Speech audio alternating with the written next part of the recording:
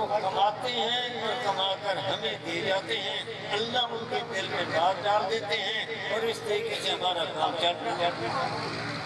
ہوتا ایسے ہی ہے نا، اللہ کی طرف سے دل میں یہ بات ڈالی جاتی ہے، اللہ دل میں ڈال دیتے ہیں، اللہ اس کو توفیق دیتے ہیں، اللہ اس کو اس طرف لگا دیتے ہیں اور ہمارا کام چل جاتا ہے۔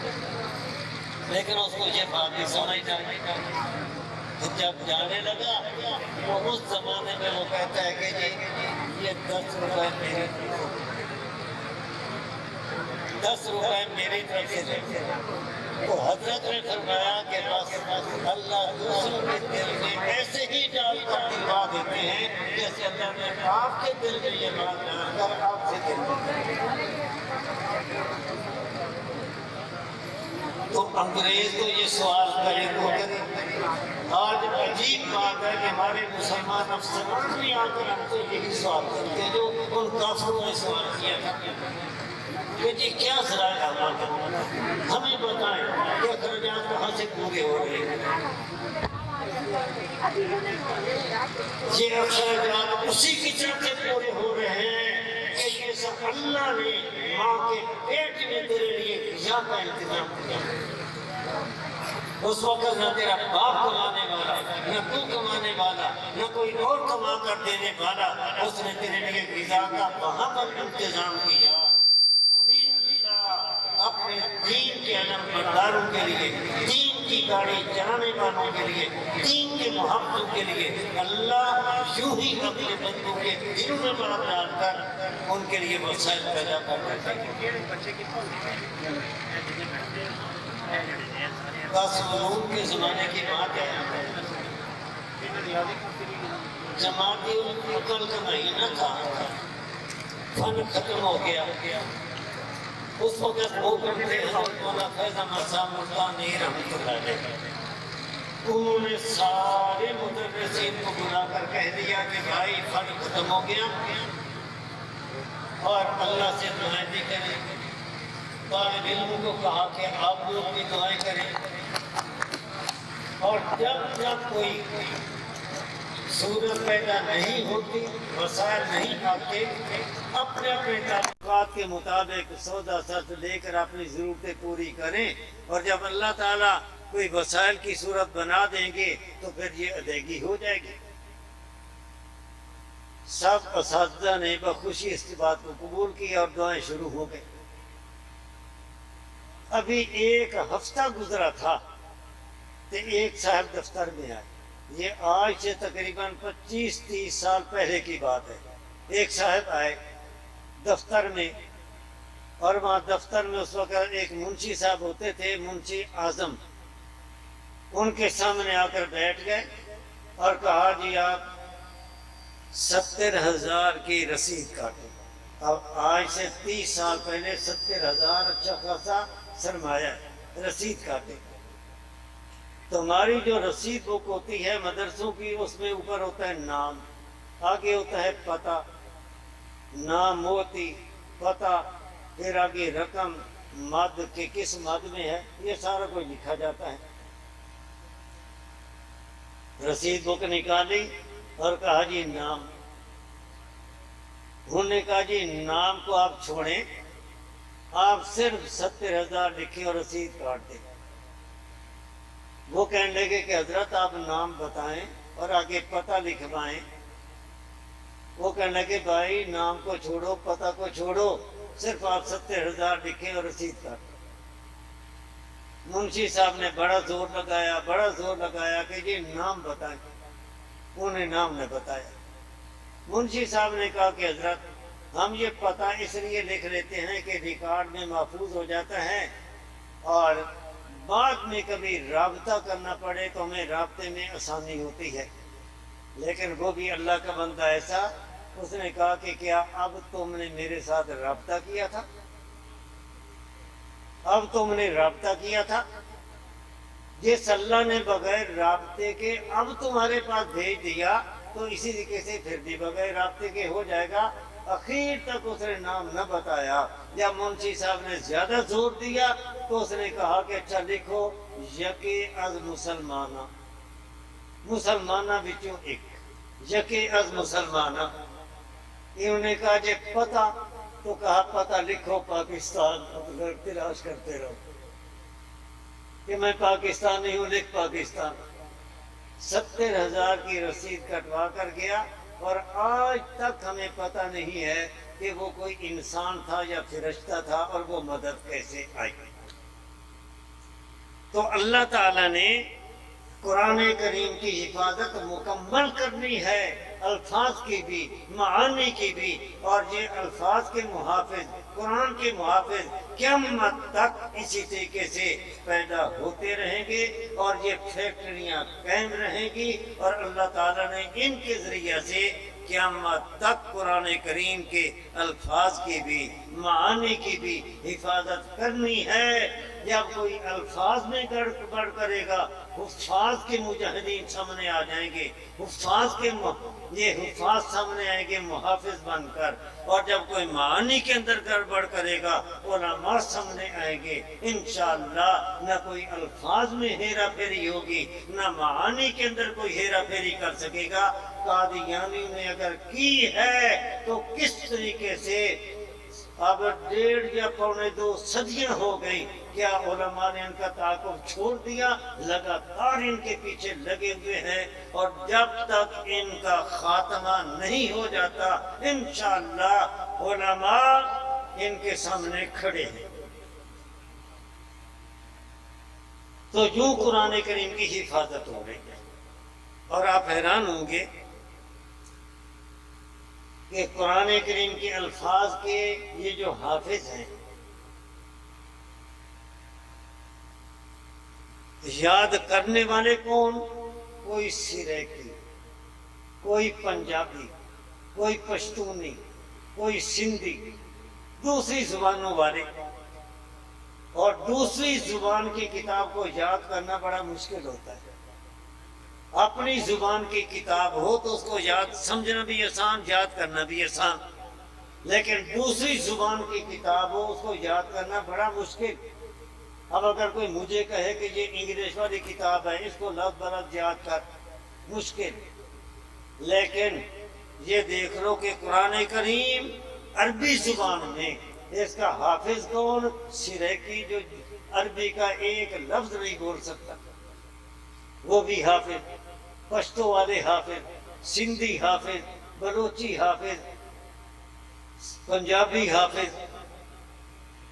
ہر زبان کے لوگوں کو دیکھیں تو ان میں حفاظ موجود ہیں، اور پھر چھوٹے چھوٹے بچے وہ بھی حافظ۔ ایک دفعہ تلگنگ کی ایک تحصیل ہے لاوا، وہاں پر جانا ہوا۔ سٹیج پر انہوں نے ایک لاہور کا پڑھا ہوا حافظ وہ پیش کیا، 9 یا 10 سال کی اس کی عمر۔ یہ کوئی زیادہ تعجب کی بات نہیں، 9-10 سال کے تو آپ کو سینکڑوں حفاظ ملیں گے۔ یہ انہوں نے اس عمر میں قرآن مجید حفظ کر لیا، کسی نے سال میں، کسی نے 2 سال میں، کسی نے 3 سال میں، 6 ماہ میں یاد کرنے والے بھی موجود ہیں۔ یہ تعجب کی بات نہیں۔ تعجب کی بات یہ ہے کہ سٹیج پر اس بچے کو پیش کیا گیا اور اعلان کیا گیا کہ اس بچے کو قرآن مجید اس طرح یاد ہے کہ الحمدوں سے سیدھا پڑھے والناس تک، اس کو یوں بھی یاد ہے، اور والناس سے الٹا پڑھے الحمدوں کی طرف، تو اس طرح ایک آیت، اس سے پچھلی آیت، اس سے پچھلی آیت، اس سے پچھلی آیت، اس سے پچھلی آیت، والناس سے الحمدوں تک، یوں الٹا بھی سارا قرآن کریم اس کو یاد ہے۔ اور کہا کہ مجمع میں کوئی صاحب سیدھا سننا چاہیں یا الٹا سننا چاہیں، یہ بچہ موجود ہے، اس سے پوچھ سکتے ہیں، جہاں سے چاہیں سنیں۔ جب یہ اعلان ہوا تو ایک صاحب کھڑے ہوئے، انہوں نے کہا جی یہ سورۃ الرحمن سنائے۔ پوچھا جی سیدھی سنائے یا الٹی؟ کہتے ہیں پہلے کہ سیدھی سنائے۔ تو بچے نے الرحمن پڑھی اور پوری سورت، اور ایک اس کے اندر غلطی تو کیا، اٹکن بھی نہیں آئی۔ اٹکن کا مطلب یہ ہوتا ہے کہ کچھ رکے پھر خود صحیح کر لے، رکے خود صحیح کر لے، اس کو اٹکن کہتے ہیں۔ اور غلطی کا مطلب یہ ہے کہ وہ اڑ جائے، نہ نکال سکے، نہ پڑھ سکے، لقمہ دینا پڑے۔ تو غلطی تو اپنی جگہ پر، اٹکن بھی نہیں آئی، الرحمن سے شروع کی اور اخیر تک پوری سورت پڑھ دی۔ پھر وہی صاحب کھڑے ہوئے اور کہنے لگے جب یہ الٹی پڑے، تو بچے نے پھر اخیر سے شروع کی اور الرحمن تک ساری الٹی بھی سنا دی۔ یہ قرآن کریم کا معجزہ ہے۔ تو جب اتنے پکے پکے حافظ قرآن کریم کے موجود ہیں، الفاظ ان کے سینے میں اللہ نے اس طرح محفوظ کر دیے، تو کون ہے جو قرآن کریم کے الفاظ میں تبدیلی کرے؟ الفاظ محفوظ۔ ایک اہل حدیث لوگوں کے مناظر گزرے ہیں، مولانا ثناء اللہ امرتسری۔ عیسائیوں کے ساتھ ان کے بڑے مناظرے ہوئے، ہندوؤں کے جو پنڈت ہوتے ہیں تو ان کے ساتھ بھی مناظرے ہوئے۔ ان کا ایک پنڈت کے ساتھ مناظرہ ہوا۔ جب مناظرہ شروع ہوا، یہ کھڑے ہوئے اور انہوں نے قرآن کریم کی ایک آیت پڑھی اور جان بوجھ کر اس کے اندر غلطی کی۔ تو کئی سارے حافظ کھڑے ہو گئے، انہیں لقمہ دیا، انہیں لقمہ دیا۔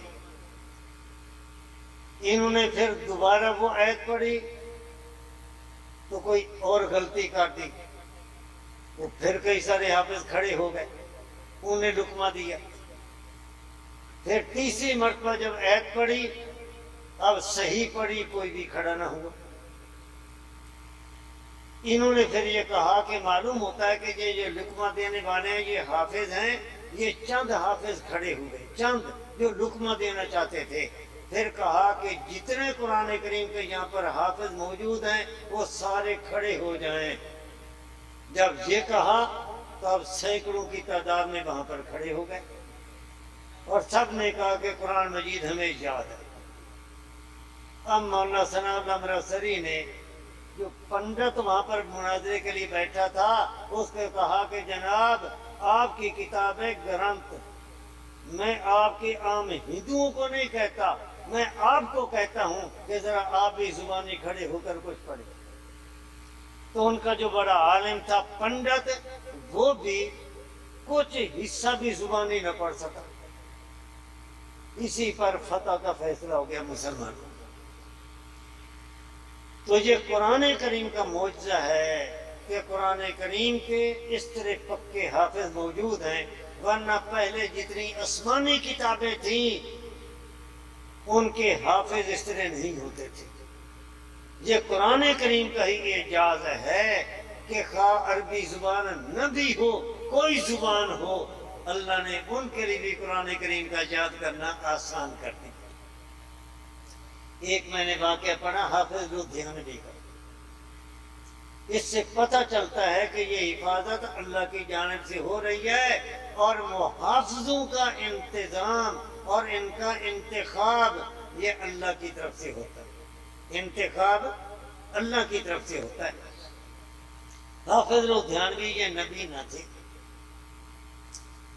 اور تاج کمپنی والوں نے یہ ارادہ کیا کہ ایسا قرآن مجید شائع کیا جائے کہ جس میں کوئی لفظی غلطی نہ ہو، کوئی غلطی اس کے اندر نہ آئے۔ کاتبوں سے قرآن کریم لکھوا دیا۔ جب لکھا گیا تو کاتب لکھتے وقت کوئی نہ کوئی غلطی کر جاتے ہیں، زبر زیر کی، پیش کی، شد مد کی۔ تو تاج کمپنی والوں نے کہا کہ بھئی یہ لکھا تو گیا، لکھتے وقت بھی انہوں نے بڑی احتیاط کی، لیکن پھر بھی اس کی تصحیح کی جائے تاکہ اگر غلطی ہو تو وہ نکل جائے۔ اب تصحیح کے لیے حافظ لدھیانوی نبی نہ تھے، لیکن مشہور تھا کہ قرآن کریم میں ان کی کوئی غلطی نہیں آتی۔ ان کا انتخاب کیا گیا کہ یہ ان کو سنایا جائے اور جہاں غلطی ہوگی وہ بتا دیں گے تو اس طرح تصحیح کی جائے ان کو سنا کر۔ اب 2 حافظ وہ منتخب کیے اور ان کی ڈپٹی لگائی کہ تم یہ لکھا ہوا قرآن مجید وہاں لے جاؤ۔ حافظ لدھیانوی کے سامنے بیٹھ کر ایک پڑھے دوسرا ساتھ دیکھتا جائے اور حافظ صاحب کو سنائیں، جہاں غلطی ہوگی وہ بتا دیں گے تو تصحیح ہو جائے گی۔ جب وہ مسودہ لے کر جب وہاں پر پہنچے تو حافظ لدھیانوی نے کہا کہ بھائی یہ جو آپ تصحیح کا طریقہ بتا رہے ہیں، تصحیح کا یہ طریقہ نہیں، اس میں پھر بھی امکان ہے کہ کوئی غلطی رہ جائے، اس لیے کہ جو حافظ پڑھتا ہے نا تو بعض دفعہ جیسے اس کو یاد ہوتا ہے وہ پڑھ دیتا ہے، قرآن کے اوپر دیکھتا نہیں، تو سنانے والا بھی چونکہ حافظ ہے، ہو سکتا ہے کہ کسی زبر زیر پر اس کی نظر نہ پڑے اور وہ ویسے پڑھ دے اور وہاں پر وہ غلطی ہو، تو اس طرح غلطی رہ سکتی ہے۔ یہ طریقہ نہیں، طریقہ میں بتاتا ہوں، یہ ہے قابل تعجب بات اور قرآن کریم کا معجزہ۔ میں طریقہ بتاتا ہوں، طریقہ یہ ہے کہ آپ قرآن مجید کھول کر بیٹھ جائیں اور میں الحمد سے لے کر والناس تک یوں بتاؤں گا۔ الحمد، الف پر زبر، لام پر جزم، ہا پر زبر، میم پر جزم، دال پر پیش، لام کے نیچے زیر، دوسری لام پر شد کھڑی زبر، ہا کے نیچے زیر، را پر زبر، با پر شد نیچے زیر، یوں ایک ایک حرف کے بارے میں زبر زیر پیش بتاتا جاؤں گا اور تم دیکھتے جانا، اور اس طریقے سے الحمد سے والناس تک ایک نبین حافظ نے زبر زیر شد مد یہ سب کچھ والناس تک بتا کر قرآن کریم کی تصحیح کرے۔ آج ہمیں کوئی کہے کہ آپ ذرا الحمد سے والضالین تک یوں بتاتے جائیں، ہم نہیں بتا سکتے۔ سورۃ والناس کتنوں کو یاد ہوگی؟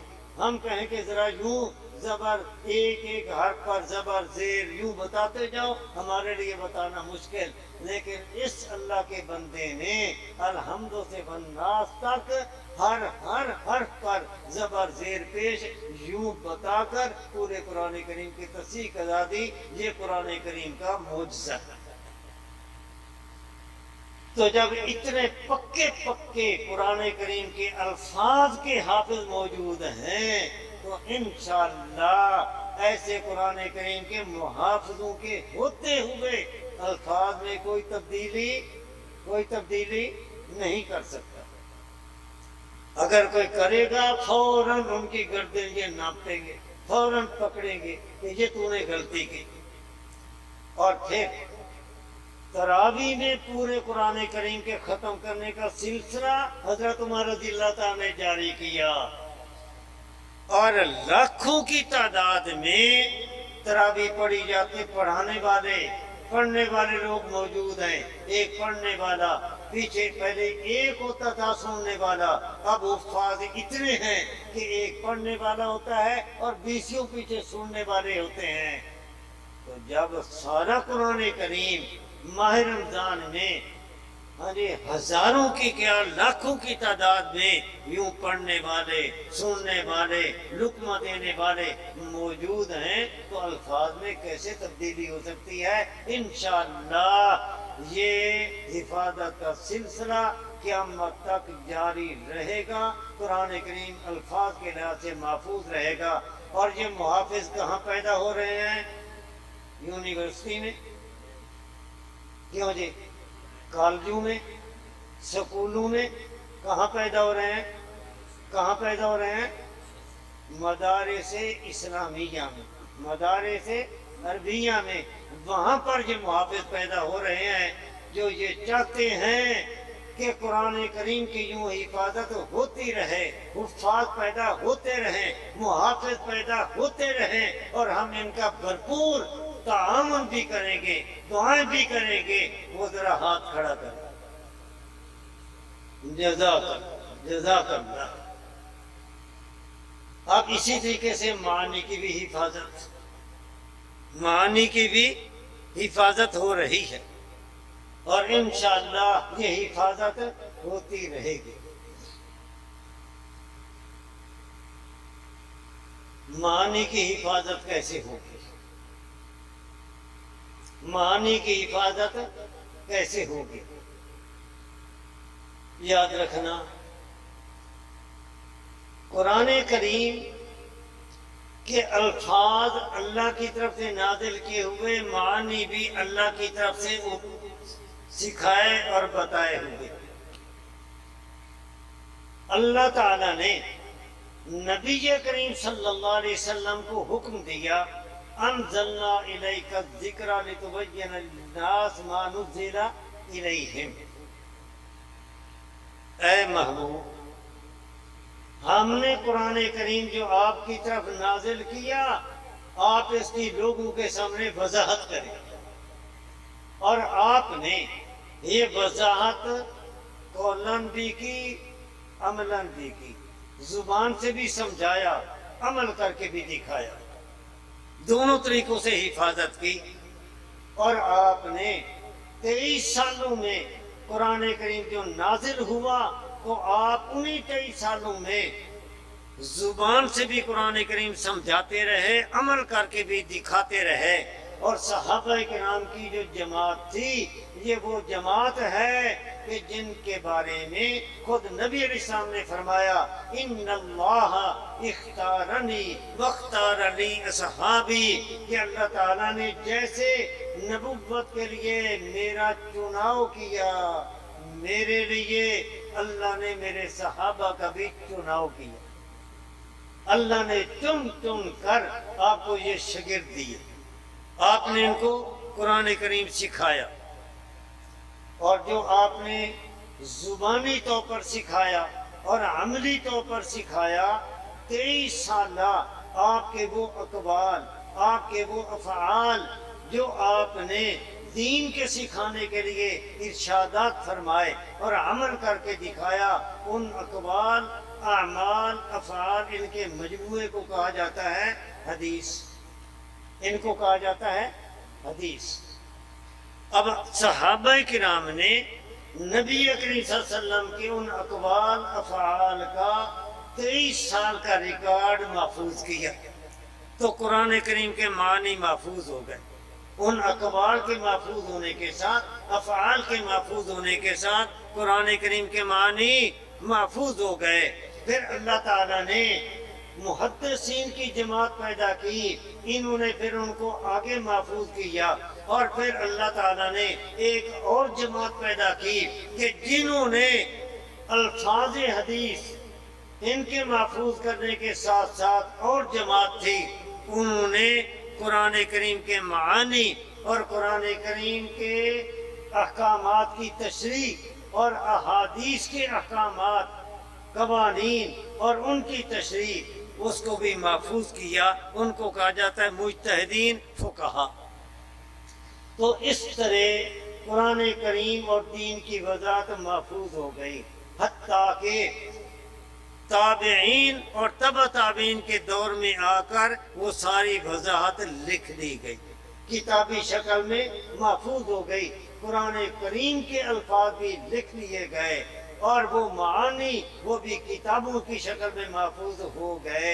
جب یہ سب کچھ محفوظ ہو گیا تو اب قیامت تک ان مدارس کے اندر وہ احادیث کی کتابیں بھی پڑھائی جاتی ہیں، اور فقہی مسائل والی کتابیں وہ بھی پڑھائی جاتی ہیں، اور اس طریقے سے علماء پیدا ہو رہے ہیں، اور یہ قیامت تک پیدا ہوتے رہیں گے، اور یوں قرآن کریم کے معانی کی حفاظت بھی ہوتی رہے گی۔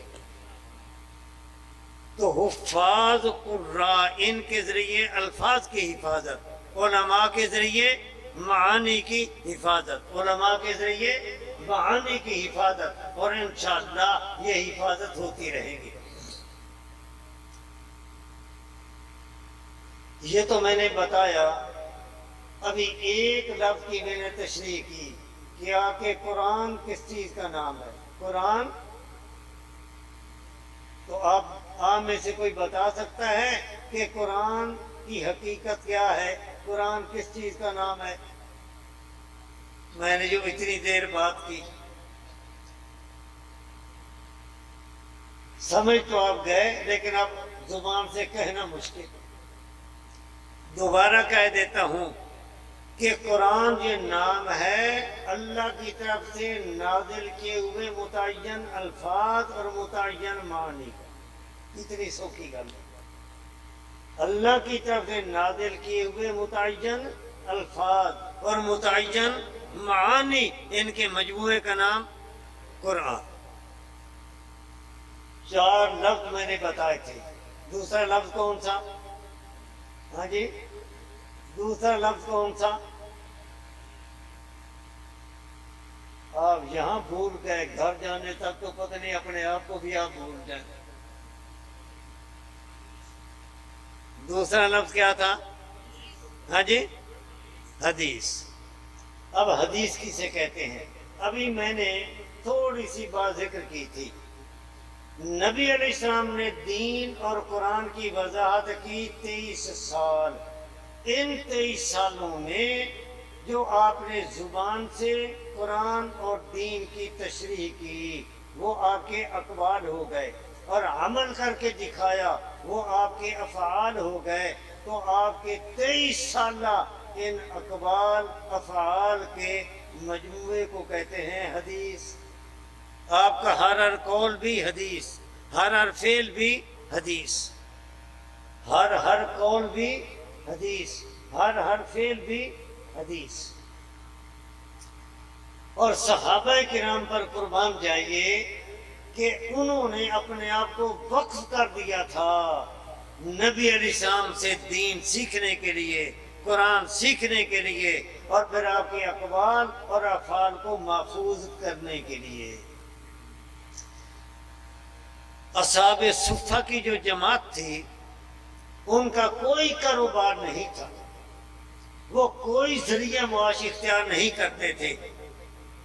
وہ آج کے طالب علموں کا نمونہ تمہارے سامنے ہے کہ جو عربی مدرسوں میں آتے ہیں اور جہاں آ کر ان کو رہائش کی جگہ ملتی ہے، ان کے لیے کھانے کا انتظام ہوتا ہے، پانی کا انتظام ہوتا ہے، رہائش کا انتظام ہوتا ہے، روشنی کا انتظام ہوتا ہے، بیمار ہو جائیں تو ان کی ضرورت کے مطابق علاج کا انتظام ہوتا ہے، ساری ضرورتیں ان کی مدرسہ پوری کرتا ہے۔ ان کا کام کیا ہے؟ ان کا کام کیا ہے کہ وہ یہاں پر رہیں اور قرآن کریم یاد کرنے والے قرآن کریم یاد کریں، اور دین سیکھنے والے، علم دین سیکھنے والے وہ رات دن ایک کر کے علم دین سیکھیں۔ نہ ان کو روٹی کا فکر، نہ ان کو پانی کا فکر، نہ ان کو روشنی کا فکر، حتیٰ کہ بعض دفعہ اگر کسی کے پاس کپڑے کی گنجائش نہ ہو، مدرسے سے کپڑے بھی ملتے ہیں، ساری ضرورتیں پوری ہوتی ہیں، اور ان کا کام ایک ہی ہے کہ قرآن مجید یاد کرنے والے قرآن مجید یاد کریں، علم دین سیکھنے والے وہ علم دین سیکھیں، ان کا یہ کام۔ یہی حال تھا اصحاب صفہ کا۔ صفہ چھپر کو کہتے ہیں۔ تو مسجد نبی کے قریب ایک چھپر تھا، وہاں پر یہ پڑے رہتے تھے۔ اللہ نے وہاں پر ان کی روٹی بھیج دی، وہاں پر ساری ضرورتیں پوری کی، اور ان کا کام یہ ہے کہ بعد نبی اسلام کی زبان مبارک سے جو ارشاد مبارک نکلے، جو آپ کی زبان مبارک سے جو کلمہ نکلے بس اس کو یاد کریں، محفوظ کریں۔ آپ جو عمل کریں اس کو محفوظ کریں، اس کو محفوظ کر لیں۔ یہ اس مقصد کے لیے وہاں پر وقت تھا۔ تو صحابہ کرام نے یوں 23 سالہ پورا ریکارڈ محفوظ کر لیا۔ حضرت عبداللہ بن عمرو بن العاص رضی اللہ تعالیٰ کے بارے میں آتا ہے کہ نبی علیہ السلام کی ہر بات وہ لکھتے، ہر بات لکھتے۔ ایک دفعہ باقی صحابہ کرام نے کہا کہ عبداللہ آپ نبی اسلام کی ہر بات لکھتے ہیں، ایسا نہ کیا کرو، اس لیے کہ آپ بھی ایک انسان ہیں، کسی وقت غصے میں ہوتے ہیں، کسی وقت کسی حالت میں ہوتے ہیں، تو ہو سکتا ہے کہ کوئی بات لکھنے کی نہ ہو اور آپ ہر بات لکھ لیتے ہیں، ہر بات نہ لکھا کریں۔ ذرا پوچھ لیا کریں کہ جی میں یہ بات لکھوں یا نہ لکھوں، یہ لکھوں یا نہ لکھوں، ذرا آپ سے پوچھ لیا کریں۔ حضرت عبداللہ بن عمرو بن العاص نے یہی بات نبی اسلام کے سامنے جا کر نقل کر دی کہ میں آپ کی ہر بات لکھتا ہوں اور مجھے میرے دوست یوں کہہ رہے ہیں۔ نبی اسلام ٹیک لگا کر بیٹھے تھے، پھر آپ سیدھے ہو کر بیٹھ گئے اور اپنی زبان مبارک کی طرف اشارہ کر کے فرمایا، اے عبداللہ، اس زبان سے جو بھی بات نکلے ہر بات لکھ، اس لیے کہ زبان سے سوائے حق کے نکلتا ہی کچھ نہیں، جو بات نکلتی ہے حق ہوتی ہے، ہر بات لکھ۔ تو یوں سارا ریکارڈ محفوظ کیا۔ تو وہ جو آپ کے اقوال افعال کا 23 سالہ ریکارڈ ہے، تو آپ کا ہر قول وہ بھی حدیث اور آپ کا ہر فعل وہ بھی حدیث۔ سمجھ آ گئی یہ بات؟ اب آپ سے کوئی پوچھے کہ حدیث کسے کہتے ہیں تو آپ بتا دیں گے؟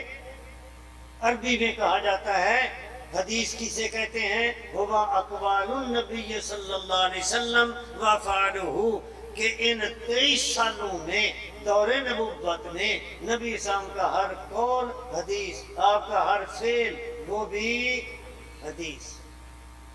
ایک تیسری بات بھی، پیغمبر کا مقام اور صحابہ کرام کا مقام یہ ہے کہ نبی علیہ السلام کے سامنے کسی نے کام کیا، سامنے کسی نے کوئی بات کی اور آپ نے اس کو دیکھ کر، اس کی بات کو سن کر خاموشی اختیار فرما لی، تو آپ کی یہ خاموشی بھی حدیث، آپ کی یہ خاموشی بھی حدیث۔ عربی میں کہتے ہیں سکوت، آپ کا یہ سکوت بھی حدیث۔ ہم تقریر کریں، ہم تقریر کریں، کچھ بات کریں تو یہ حدیث۔ پیغمبر پاک بولیں تو حدیث، کام کریں تو حدیث، دوسرے کے کام کو دیکھ کر، دوسرے کی بات کو سن کر خاموشی اختیار فرمائیں تو پیغمبر کا مقام یہ، صحابہ کرام کا مقام یہ کہ دوسرے کے کام کو دیکھ کر خاموش ہونا، دوسرے کی بات کو سن کر خاموش رہنا، یہ بھی حدیث، یہ بھی حدیث۔ کیوں؟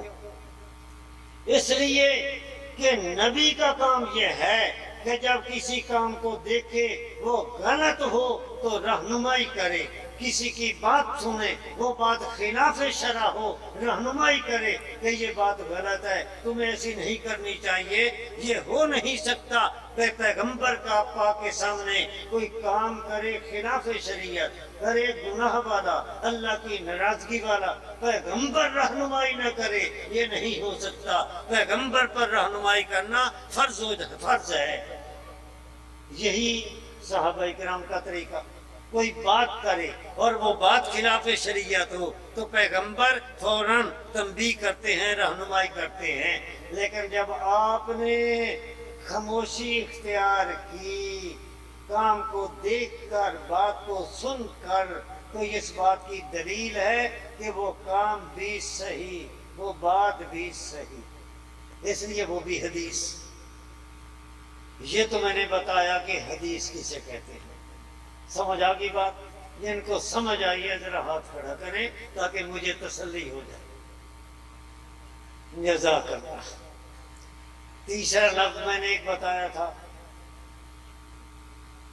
تیسرا لفظ بھی ایک بتایا تھا، ہاں جی، سنت۔ شاباش، دیکھو یہ بچے نے بھی بتا دیا۔ اللہ آپ کو اور زیادہ سمجھتے، علم عمل نصیب کرے۔ تیسرا لفظ تھا سنت۔ اب یہ سمجھیں کہ سنت کسے کہتے ہیں۔ میرے بھائی، میری کوشش یہ ہوتی ہے کہ ہمارے دوست جو اپنا قیمتی وقت نکال کر آتے ہیں تو اس کو اور زیادہ قیمتی بنائیں، اور جب آئیں تو کچھ لے کر جائیں۔ اب سنت کسے کہتے ہیں یاد رکھنا۔ ایک ہم نے عام سنت کا معنی یاد کر رکھا ہے۔ کسی سے پوچھیں سنت کسے کہتے ہیں؟ نبی پاک کا طریقہ، نبی پاک کا طریقہ۔ خاص طور پر ہمارے تبلیغی بھائی، سنت کسے کہتے ہیں؟ نبی پاک کا طریقہ، نبی پاک کا طریقہ لیکن یاد رکھنا یہ معنی ادھورا ہے، یہ معنی ادھورا ہے۔ پورا معنی میں بتا دوں، یاد رکھو گے؟ یہ ادھورا معنی ہے۔ پورے معنی کے لیے ایک لفظ اس میں اور بڑھا دیں، صرف یہ نہ کہیں نبی کا طریقہ، بلکہ نبی پاک کا دائمی طریقہ، ایک لفظ بڑھا دیں، نبی پاک صلی اللہ علیہ وسلم کا کیا کہا میں نے؟ ذرا بلند آواز سے کہو، مجھے تسلی ہو جائے، اور بلند آواز سے، شاباش، نبی پاک صلی اللہ علیہ وسلم کا دائمی طریقہ۔ نوجوانہ کھڑا ہو جاؤ، بچے کھڑا ہو، اونچی آواز سے سب کو سنا کر کہے نبی پاک صلی اللہ علیہ وسلم کا دائمی طریقہ، کہہ دے دائمی طریقہ، کہے نا اونچی آواز سے، شاباش، دیکھو بچے کو یاد ہو گئی بات۔ تو سنت کہتے ہیں نبی پاک صلی اللہ علیہ وسلم کا دائمی طریقہ۔ اب یہ لفظ میں نے کیوں کہا دائمی طریقہ؟ اس لیے کہ ہمارا دین یہ مکمل ہوا کتنے سالوں میں؟ 23 سالوں میں۔ اور جیسے آپ دیکھتے رہتے ہیں ہمارا یہ جو پاکستان کا آئین ہے، اس کے اندر ترمیم ہوتی ہے نا ترمیم، اور جس میں ترمیم ہو جائے تو ترمیم جس میں ہو گئی تو پہلے والی دفعہ وہ پھر قانون رہی، جس میں ترمیم ہو گئی، تبدیلی ہو گئی، تو پہلے والا وہ قانون، پہلے والی دفعہ، اب وہ کیا قانون رہا؟ قانون رہا نہیں۔ تو اسی طریقے سے ہمارا یہ جو دین ہے، اس کے مسائل، اس کے احکام، اس کے قوانین، وہ بھی بدلتے رہے، بدلتے رہے، بدلتے رہے۔ سمجھ آ گئی بات؟ اب جو تبدیلی کے تحت آ گیا تو صحابہ کرام نے تو 23 سالہ ریکارڈ محفوظ کیا، پھر آگے محدثین نے بھی وہ 23 سالہ پورا ریکارڈ حدیث کی کتابوں میں محفوظ کیا۔ جب 23 سالہ ریکارڈ محفوظ کیا، اس میں دونوں طرح کے طریقے آ گئے، پہلے والے طریقے بھی آ گئے، بعد والے طریقے بھی آ گئے۔ اب جو قانون شریعت ہوگا، حکم شرعی ہوگا، وہ پہلے والا تبدیل شدہ طریقہ یا بعد والا؟ کیوں جی؟ پہلے والا تبدیل شدہ یا بعد والا؟ بعد والا طریقہ، حکم شریعت، قانون شریعت وہ ہوگا جو بعد والا ہے، اور پہلے والا طریقہ حدیث کی کتابوں میں آئے گا، اس کو حدیث کہیں گے، اس لیے کہ 23 سالہ پورا ریکارڈ صحابہ نے محفوظ کیا، محدثین نے بھی اپنی کتابوں میں محفوظ کیا۔ جب سارا محفوظ ہو گیا تو پہلے والے طریقے بھی آ گئے، بعد والے طریقے بھی آ گئے۔ اب وہ جو پہلے والے طریقے ہیں وہ پڑھنے پڑھانے میں آئیں گے، لیکن ان پر عمل نہیں ہوگا۔ عمل کن پر ہوگا؟ جو بعد والے طریقے۔ یہ بات سمجھ آ گئی؟ میں چونکہ ایک مدرس آدمی ہوں، سکول میں پڑھایا تو ٹیچر، عربی مدرسے میں پڑھائے تو مدرس، وہاں ٹیچر کا لفظ زیادہ استعمال ہوتا ہے، ہمارے عربی مدرسوں میں مدرس کا لفظ زیادہ استعمال ہوتا ہے۔ طریقہ دونوں کا ایک ہے کہ پہلے وہ ایک فارمولہ سمجھاتا ہے، پھر مثال کے ذریعے سے عملی مشق کراتا ہے۔ تو یہ تو میں نے تمہیں ایک کلیہ سمجھایا کہ پہلے والے طریقے جو بدل گئے ان پر عمل، بولو، ان پر عمل نہیں ہوگا، اور جو بعد والے طریقے ہیں عمل ان پر ہوگا۔ اب ذرا میں اس کی ایک دو مثالیں دیتا ہوں تاکہ بات سمجھ آ جائے، اور یہ قرآن کریم میں بھی ہے اور حدیث پاک میں بھی ہے۔ قرآن کریم کی میں مثال دیتا ہوں، دوسرے پارے میں ہے، کتب علیکم اذا حضر احدکم الموت ان ترک خیرا الوصیۃ للوالدین والاقربین بالمعروف حقا علی المتقین۔ آپ بتائیں کہ کیا بیٹا بیٹی اولاد جب فوت ہو ماں باپ کے لیے وصیت کر سکتے ہیں؟ آپ کو پتہ نہیں، کسی مفتی کے پاس جائیں، دیوبندی مفتی کے پاس جائیں کہ جناب بیٹا بیٹی اپنے والدین کے لیے وصیت کر سکتے ہیں، وہ کہے گا نہیں وصیت کر سکتے۔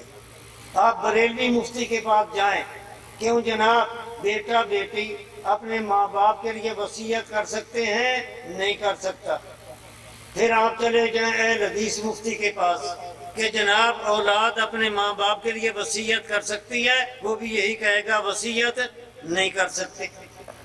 سب کا فتویٰ یہی ہے کہ ماں باپ کے لیے وصیت نہیں ہو سکتی، لیکن قرآن کریم کی یہ آیت بتا رہی ہے کوتبہ کوتبہ کوتبہ کہ تم پر یہ بات فرض کر دی گئی ہے کہ اگر تمہارے پاس مال ہو الوصیت للوالدین، والدین کے لیے وصیت کرنا تم پر فرض ہے۔ اور یہ سارے کہتے ہیں کہ وصیت نہیں کر سکتے۔ قرآن کہہ رہا ہے کوتبہ کہ یہ فرض ہے وصیت کرنا۔ بات کیا ہے؟ قرآن کریم کی بات بھی ٹھیک، مفتیان کرام کی بات بھی ٹھیک۔ اب آپ کہیں گے یہ ٹھیک کیسے؟ قرآن کہہ رہا ہے وصیت کرنا فرض ہے، یہ کہتے ہیں کہ وصیت کرنا ناجائز، تو دونوں کی بات کیسے ٹھیک ہو سکتی ہے؟ دونوں کی بات ٹھیک اس لیے کہ پہلے حکم یہی تھا کہ والدین کے لیے وصیت کرنا فرض تھا، پہلے حکم یہی تھا۔ بیٹا فوت ہو رہا ہو، بیٹی فوت ہو رہی ہو تو وہ اپنے والدین کے لیے وصیت کر جائیں، یہ وصیت کرنا فرض تھا۔ لیکن بعد میں جب اللہ تعالیٰ نے وراثت کے احکامات نازل کر دیے اور والدین کے لیے وراثت کا حکم مقرر کر دیا، بیٹا فوت ہو جائے تو اس کے مال میں سے والدین کو وراثت کا حصہ ملے گا، بیٹی فوت ہو جائے تو اس کے والدین وارث ہوں، ان کو وراثت کا حصہ ملے گا۔ جب وراثت کا حصہ متعین ہو گیا تو وصیت والا حکم منسوخ ہو گیا، وصیت والا حکم منسوخ ہو گیا وراثت والے حکم کے ساتھ۔ تو وراثت والا حکم بعد کا اور وصیت والا حکم پہلے والا وہ ترمیم کے تحت آ گیا، وہ تبدیل ہو گیا، وہ منسوخ ہو گیا، وراثت والا حکم بعد میں دیا گیا۔ اب والدین کو وراثت ملے گی، وصیت کرنا ان کے لیے جائز نہیں۔ سمجھ آ گئی بات؟ حکم تو ہو گیا منسوخ، لیکن اللہ تعالیٰ نے وہ الفاظ قرآن کریم میں اسی طریقے سے باقی رکھے۔ اب یہ کتب علیکم اذا حضر احدکم الموت، یہ جو الفاظ قرآن ہیں، یہ قرآن ان پر ایمان رکھنا فرض۔